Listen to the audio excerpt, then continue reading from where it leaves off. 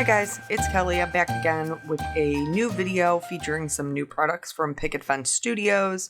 And I just wanted to show you a couple of these like really large images that they're releasing. I love these. I'm actually going to use the Santa today, but I just wanted to give you a little sneak peek in case you're like me and you're a person who likes to color large images. They have a really good selection.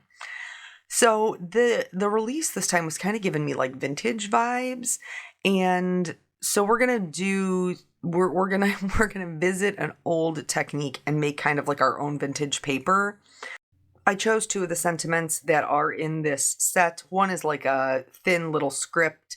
Another one is it's just a smaller, finer print. It says this whole little thing. They're both sentiments that you could use in your card, but I'm actually going to use them in the background. You could do this with any sentiments. I like the script font personally, or like a finer, smaller font, but this is just going to add some texture and some letters into the background. I'm stamping them in white pigment ink and in gold pigment ink because my intention was to then emboss them. But that white pigment ink dried so fast that none of them even embossed. But don't worry. Don't worry. We'll fix it. The gold did emboss some. And I will be using a combination. You'll see here, this is the last one we're going to stamp. I did use a combination of white and gold embossing powder. This you don't have to worry about like inking it well or stamping it down or making sure it's solid. Like, worry about none of that. It doesn't matter because it's just going to add some texture and just give the illusion of text in the background. That's why even when you're going to see I put the white embossing powder on here and like nothing stuck to it, just not a single thing.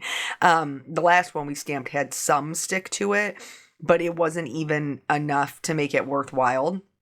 So I just wiped it off with my finger and then I just heat set everything. You will still see some of that white pigment ink in the background. It almost like it picks up the color of the inking over top of it. But because we're going to do several other treatments to the background, again, it's not going to matter. This is a pretty foolproof plan to make kind of some vintage paper. And again, you can really use just anything. So here I picked up, this is my fault, I didn't realize that I picked up a dirty blending brush. It apparently had some kind of red on it before because I was like, this is not antique linen. That's not how that looks. So I just switched brushes, and again, it was fine because I was already doing a like warmer brown background. That little bit of red that got mixed in was not even a big deal at all. So anywho, I'm just going to put this down in random places, and I'm going to do the same thing with the rest of them. So I'm using antique linen, and then I'm also using brushed corduroy, vintage photo, and what's the other one? Ground espresso, but you could use any combination of browns. I just like a bit of a warmer look, a warmer brown than a cooler brown. But there really is no rhyme or reason to it. Just put down, leave some light areas, put in some dark areas. Again, when I tell you that you cannot mess this up, really, truly, you cannot, because we're just creating texture in the background. So here, I started to go in with a smaller brush because I figured I would just put in specific little areas of the darker brown. And then I was like, you know what? Let's really do a throwback and do like kind of a torn edge for our vintage paper. You could leave it with a stark white. I didn't. I added color to the torn edge as well. That was kind of inspired by my friend Dawn. She recently did a video and she did it like, oh man, guys, when she does it up so good. But she had done some cards recently where she did kind of like the torn edge and she had sewing on there, and it was really, really great. And so that's what I was kind of inspired by. If you missed that video, she stamped with Distress Stain. I'll link it below so you can check it out. It was amazing. But anywho, so this used to be a thing. Do you guys remember this? Like, it used to truly be a thing to kind of this distressed look. Now, I'm doing mine kind of in my own style because I do prefer a cleaner look, so it's not as dirty, grungy, as some other stuff, but it is still, it's a vibe, right? So in addition to the other stamping that I did that we embossed, I am doing some stamping and I'm just doing it right over top of the other areas, and I'm not necessarily embossing this. So, and I'm not even re-inking it. You saw the script one, I stamped it down twice. I did some second generation stamping.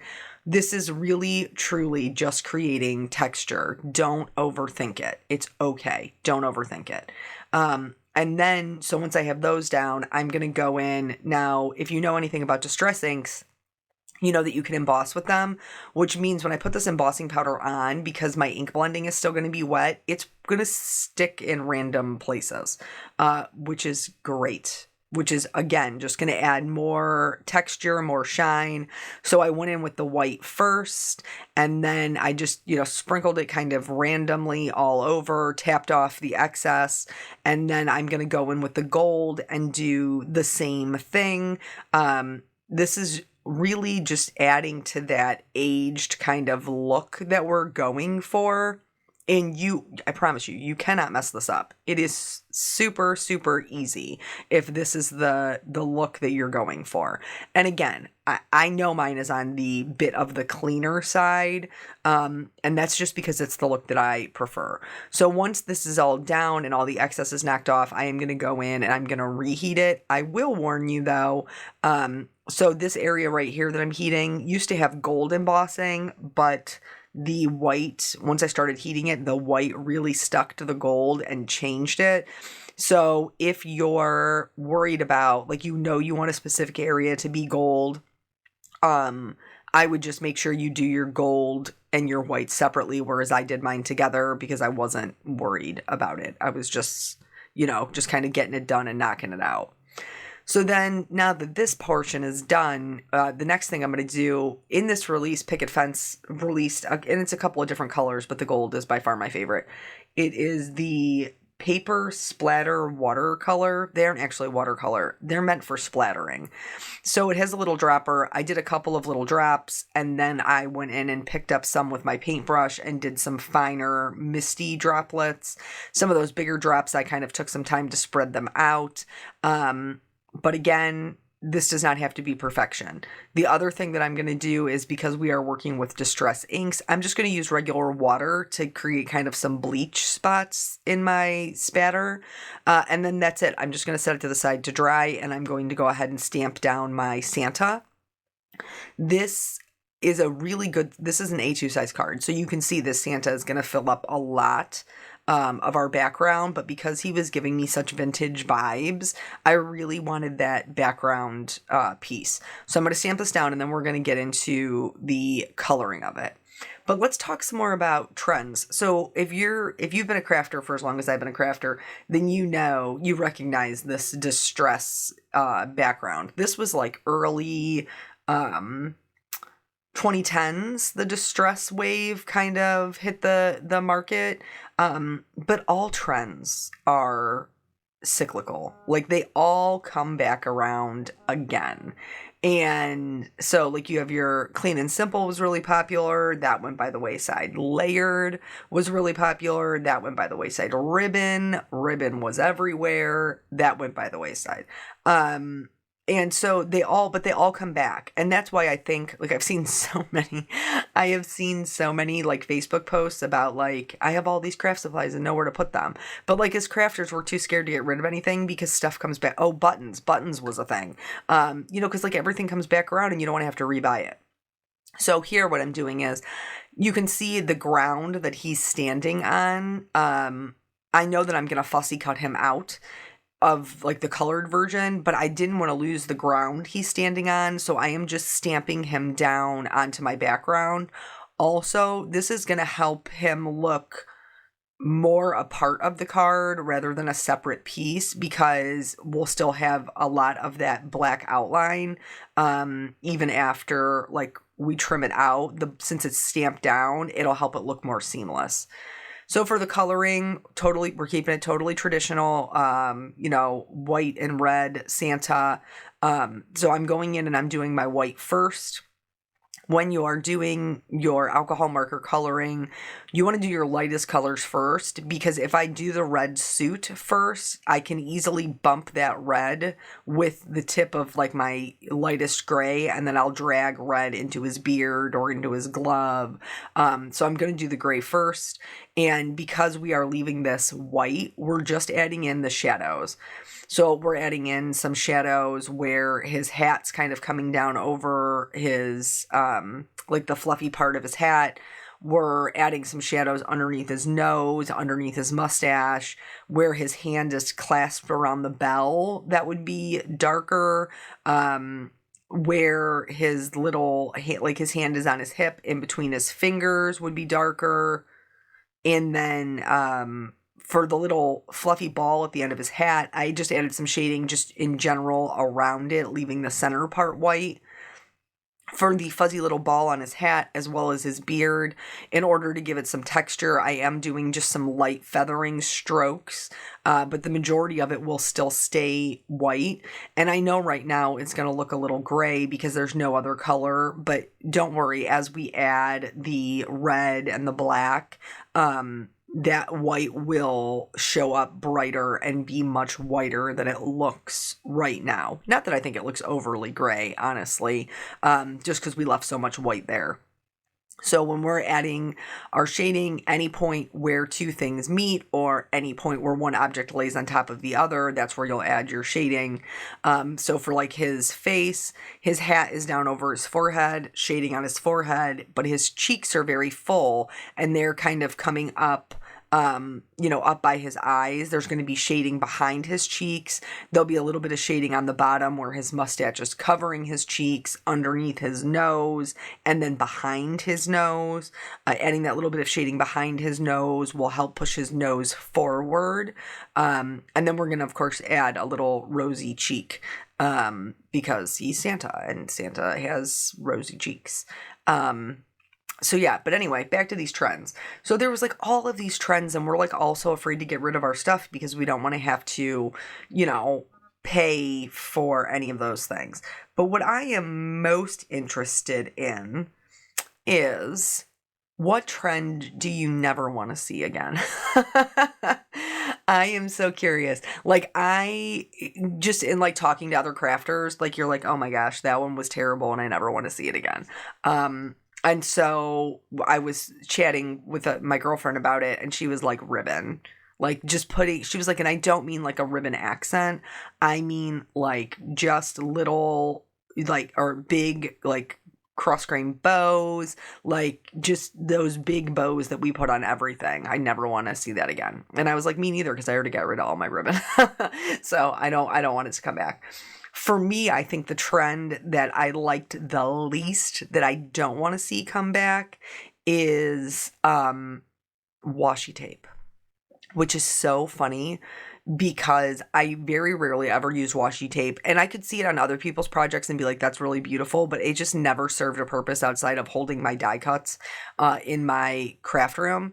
But do you know the only card I ever had published, what I made with washi tape? Isn't that hysterical? It's so funny. So it was actually for, I think it was Scrapbooking Cards Today.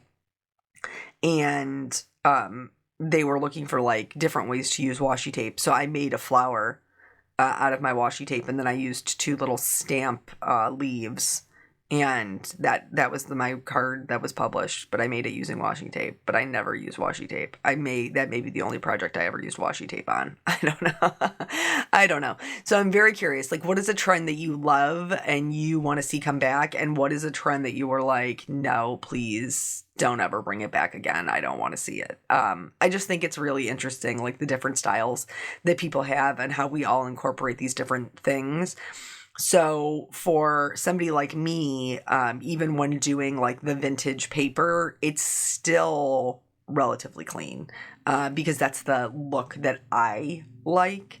It's not too crazy. There's not too many layers. There's no really finicky bits, because that just doesn't make my heart happy. That makes me sad. That makes my heart sad.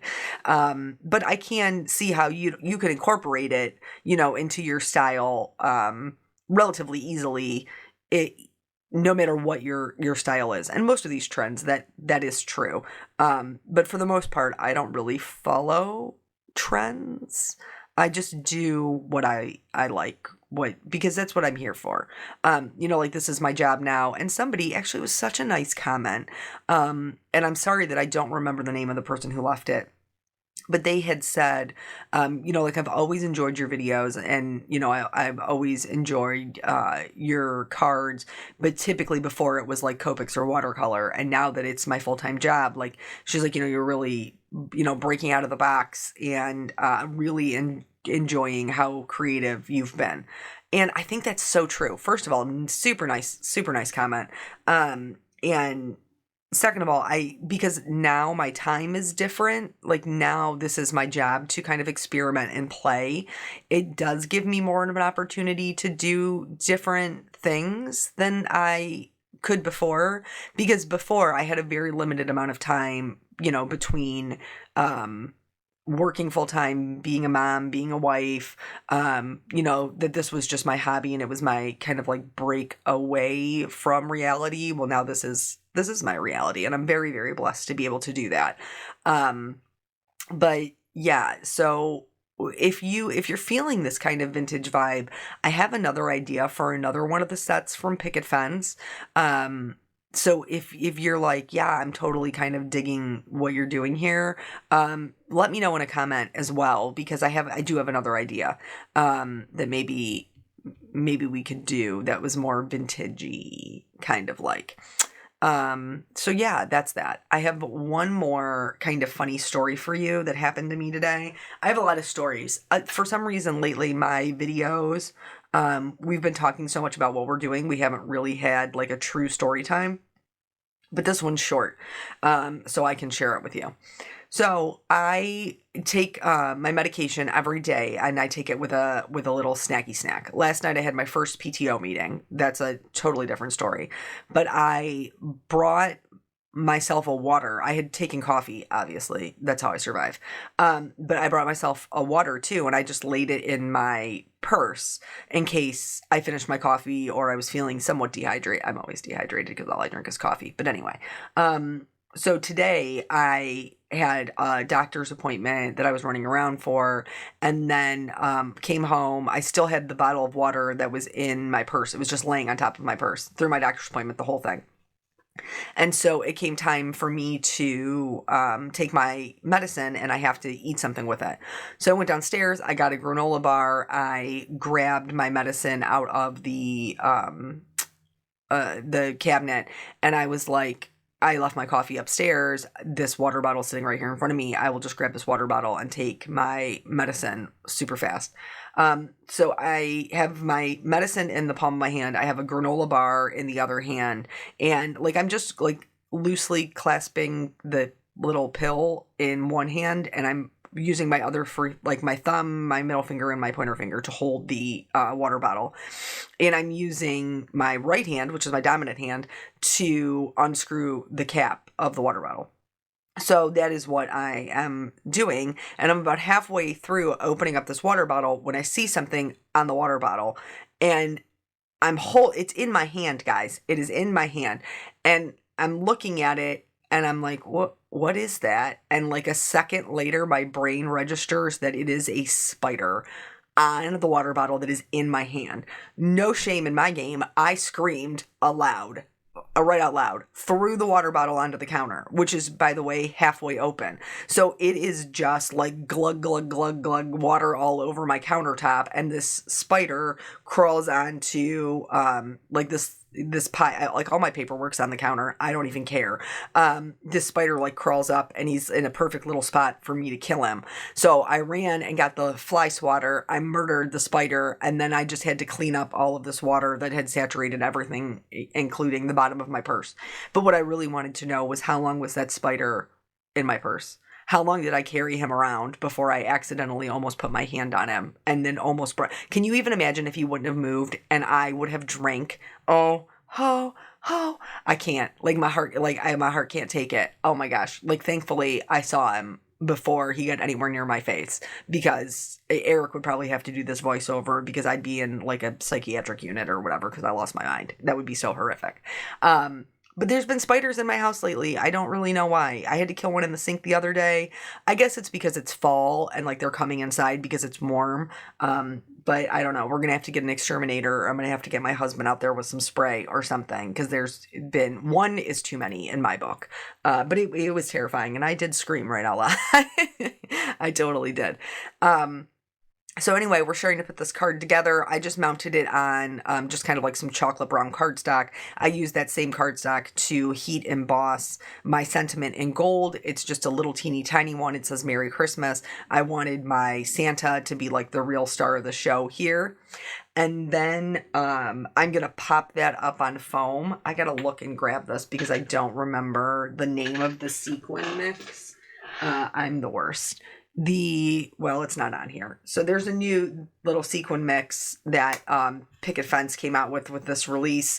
And it is got like little like holographic snowflakes, but then it has like little white photopolymer snowflakes, some iridescent sequins, some little pine cones.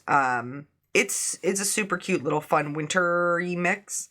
And so I pulled that out, and the little white photopolymer, like the little clay pieces.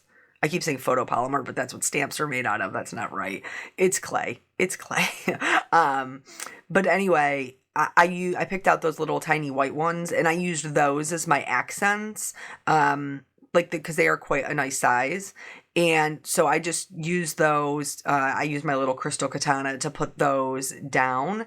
And then the last thing that I did was I took some more of this gold paper splatter and I just put a little bit in a tray. This is quite liquid because it is meant to be spattered, but I used just a number 2 paintbrush and just picked up a little bit, and I actually painted it on the gold pieces to add some like true gold shimmer. Looks beautiful. Totally love it. So I did his little belt buckle, and then I did the actual bell to add that shimmer to it, and then that's it. That's the whole card. So again, if you're feeling this vintage vibe, let me know. If you're not, let me know that too. We're honest here. So thank you guys so much for your time. I always appreciate it, and I will catch you on the next video. Bye.